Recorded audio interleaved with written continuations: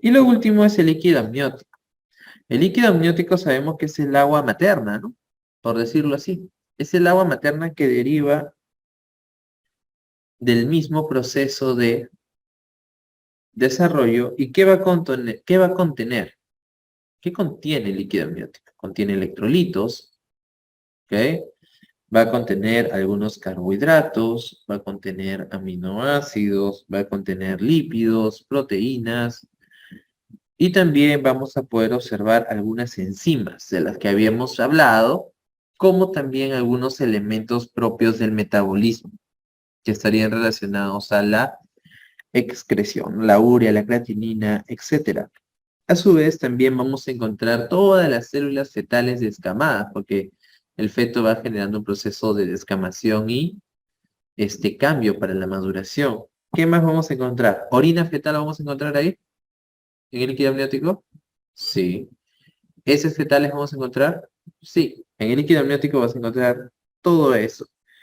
Y el líquido fetal del pulmón es útil para la medida de la relación de la lecitina con la esfingomielina. ¿Y eso por qué es importante? Para la madurez del pulmón.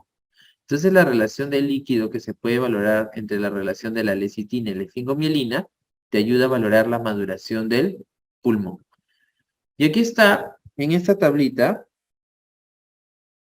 para que lo tengan como referente, igual lo van a ver en obstetricia, los valores usuales del líquido amniótico que deberían existir por semanas. Sí, es cierto, en semanas, eso se los dije en la primera clase, ¿no? Nosotros sabemos que un a término es de 37 hacia adelante. Aquí estamos entonces en la tabla valorando hasta los pretérmino y la relación de un postmaduro, porque somos en un 40, ¿no? Entonces, en la semana de gestación número 16, con peso fetal de 100, la placenta tanto, miren cuánto es el líquido amniótico que va a existir. Y miren a medida que vamos valorando, ¿no? Hasta 800. Va cambiando, es cierto, y el porcentaje también va cambiando. ¿Y cómo se produce el líquido amniótico? ¿Cómo se produce? Se va a producir constantemente la producción, ¿ok? Primero, por transferencia directa. ¿Qué quiere decir esto? De la circulación materna. Es decir, de la circulación materna por cambio de presiones, de manera directa, va a contribuir a presentar la cantidad de líquido amniótico. Lo siguiente, que aunque para los que no han llevado esto parecería raro, es por la excreción. ¿Se acuerdan que les dije hace un rato la excreción? La excreción también contribuye. ¿Por qué? Porque cuando hay una excreción de orina fetal, ¿ok? Por los riñones en el saco amniótico, esto también contribuye. Por eso que hay algunas patologías, cuando hay agenesia y demás, que el volumen te ayuda a determinar si es que también los riñones están o no desarrollando o se han desarrollado. ¿Ok? Cuando hay un oligo, ahí ustedes van a ver que en líquido amniótico van a haber situaciones de oligohidramios, ¿no? O polihidramios. Entonces, cuando hay poco o cuando hay mucho. Se tiene que hacer pensar en algunas situaciones clínicas también de desarrollo, porque tú sabes de dónde se desarrolla, dónde se produce.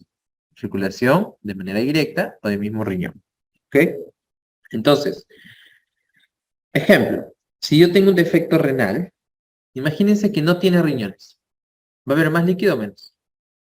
Menos. Va a haber un oligohidramios. ¿Tú ves un oligohidramios? Hay que descartar. ¿Por qué? Un ejemplo, agenesia renal bilateral. Porque estamos viendo que esta va a ser o va a contribuir a lo que vendría a ser el proceso de producción. Ahí se acuerdan del qué síndrome se presentaba con la agenesia renal bilateral.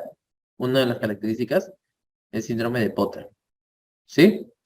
El síndrome de Potter. También hay cardiopatía, etcétera, pero ese era uno de los aspectos más llamativos de repente para tener en cuenta. Entonces, en el embarazo temprano, sobre todo circulación materna, si queremos ser más específicos, es un ultrafiltrado en relación, ¿ok? ¿Estamos bien? Sí, es un ultrafiltrado. ¿Desde qué semana, sobre todo, nosotros decimos que el volumen va a depender más de la parte de la orina fetal. Desde la semana 20, pregunta de examen, ¿ya? Desde la semana 20. La cantidad, el volumen que vamos a condicionar para el líquido amniótico que va a estar, por decirlo así, direccionado, comandado por va a ser desde la semana número 20. No se olvide. ¿Ok? Pero ¿desde qué semana el riñón del feto empieza a producir orina? Vamos a hacer unas pequeñas pinceladas, luego lo vamos a volver a ver. ¿Desde qué semana se produce el riñón? Te dije, ¿cuál es la semana que no hay pierde? Cuarta. Cuarta, ¿sí? ¿Sí o no? Con el pronéfros. ¿En qué semana se produce el riñón definitivo? Pregunta de examen. Quinta. ¿Cuál es el riñón definitivo? Metanéfros. ¿Estamos bien hasta ahí? Pronéfros, mesonéfros, metanéfros. Luego vamos a ver eso un poquito más. No hoy día, sino la próxima, que es nuestra última clase, pero ya tienen las pinceladas, ¿no? Ese es el segundo aspecto. ¿Pero qué? ¿Desde la quinta ya se produce la orina? No. La orina se produce desde la semana número 12. ¿Ok? La orina se produce desde la semana número 12. ¿Estamos bien? Pero igual tiene que desarrollar y tiene que empezar a ser mucho más maduro, ¿no? Porque ustedes saben que va madurando. El riñón es uno de los órganos que en un recién nacido a término llega a ser maduro cuando el niño nace a término. Porque hay sistemas que no terminan siendo maduros cuando nacemos, ¿verdad? Por ejemplo, el sistema respiratorio, si nacemos, es maduro. Ahorita voy a tener un hijo y va a nacer a las 38 semanas. ¿Es su sistema respiratorio maduro? ¿O que son 38 semanas, sí o no? No. ¿En qué semana, en qué momento termina de madurar los pulmones? Hasta los 8 años todavía. ¿Sí? Entonces, no, se madura. ¿El sistema nervioso es maduro cuando nacemos? Empezamos caminando, hablando. ¿No? No. Algunos ni terminan de madurar todavía, ¿verdad? Va madurando a lo largo de los años. En cambio, el riñón sí llega a ser uno de los que cuando nacemos tiene un componente maduro, salvo que nazca pretérmino. ¿Está bien? Salvo que nazca pretérmino. Eso es un dato importante, interesante, cuando tú tengas neo, ¿no? Porque el riñón sí, pero si nace pretérmino ya no. ¿Ok? Porque miren desde qué semana está produciendo. La función de riñón es muy interesante porque no solo es excretora, ¿no? Es medio interno, ¿qué más? Equilibrio ácido-base, ¿qué más? Hormonal, o no es hormonal. Habíamos visto que si bien es cierto, la parte hormonal no gobierna en la etapa fetal porque es más hepática, ¿no? Pero también ya desde la semana número 38, 28, se acuerdan que el riñón también empieza a producir ya la eritropoyetina. Entonces, tiene varios componentes que hacen que su proceso empiece a darse de manera más fidedigna. Es más, el riñón definitivo se forma en la quinta semana. Pues miren, desde casi el inicio.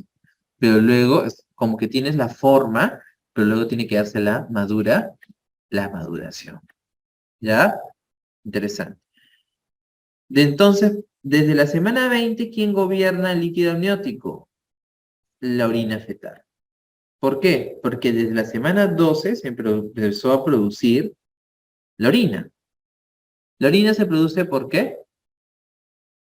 ¿De dónde se produce la orina? ¿De la sangre? No. Del plasma de la sangre. ¿Sí? No es lo mismo, ¿ya?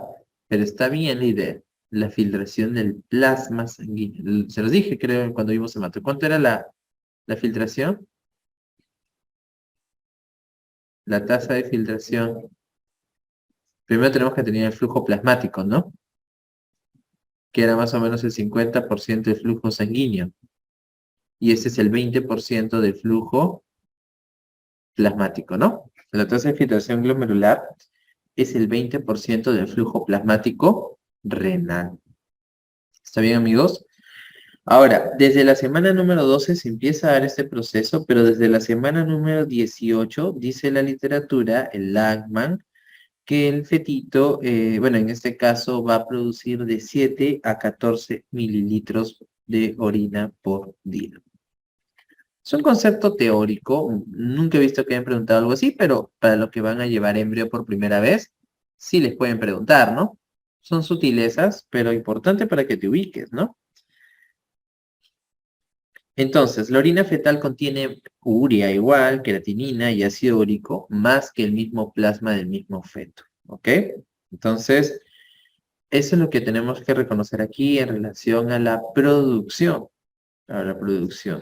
Como se han dado cuenta, el volumen es variable, ¿verdad? El volumen es variable respecto a cada semana, pero en general aumenta de 10 mililitros cada vez desde la octava hacia adelante, ¿verdad? Y decimos que el punto de corte de estabilización es a partir de la semana número 33. Algo que también les puedo dar como truco es que desde la semana 32 a la 34 son semanas cruciales de estabilización. Ahí valoramos la relación del pico de surfactante, ¿no? La relación del pico de líquido amniótico. Valoramos también la relación de qué? Del posicionamiento de la cabeza. Ahí está la maniobra de la versión cefálica externa, ¿no? Porque si hasta la semana número 32 a la 34 ya es podálico, todavía pues 32 sobre todo, puedes hacer una maniobra que hace que de podálico lo vuelvas cefálico, pero si ya es después ya no. Entonces va a ser un parto distóxico después, ¿no? Entonces son semanitas truco, porque el pico máximo también de surfactante es 34, ¿verdad? No es una cosa es cuando se produce y otra cosa son picos, ¿ah? Son cosas diferentes que a veces también nos puede generar error. Entonces hemos visto ya la producción, el contenido que falta, la reabsorción, ¿sí o no? Entonces, la reabsorción de líquido amniótico va a darse constantemente. Primero, ¿cómo? Porque el mismo feto ingiere líquido. ¿Ok? ¿Qué, doctor, se lo traga? Sí. El feto va a ingerir el mismo líquido amniótico. ¿Ok? ¿Y qué va a pasar? Va a ingresar, se va a absorber en la sangre fetal y va a pasar a través del tracto gastrointestinal, ¿no? Porque lo va a absorber. ¿Y qué va a suceder? Va a circular nuevamente, porque es un proceso cerrado. Entonces ahora se podrán imaginar el otro escenario. ¿Qué pasa si, por ejemplo, tengo ahora un problema de la deglución? Tengo una atresia. ¿Se acuerdan de la sirenomelio que habíamos visto? Que había atresia. ¿Qué pasa si tengo una atresia? Había una fístula en algunos casos y pueden haber atresias en otros, ¿no? ¿Qué pasa si no ingreso? ¿Qué va a pasar con el líquido ahora? ¿Se va a reabsorber? Se va a quedar afuera. ¿Y qué va a suceder? ¿Oligohidramnios? Ya no. Más bien va a haber un polihidramnios. Entonces, ahí está lo otro, el otro escenario, ¿no? Escenarios en donde aumente el volumen de líquido amniótico. Por ejemplo, por defectos en la deglución, defectos. Una cosa es la deglución. ¿Y ahora qué pasa si el duodeno, no tienes duodeno, atresia duodeno? ¿Qué va a pasar? Va a haber defectos en la absorción, ¿no? ¿Y qué va a pasar? Polihidramios. Aquí era oligohidramios. ¿Está bien? ¿Sí? Eso es respecto a lo que hemos estado conversando frente a todo este proceso de interesante y dinámico, ¿verdad? De lo que vendría a ser la parte de la placenta y el líquido amniótico.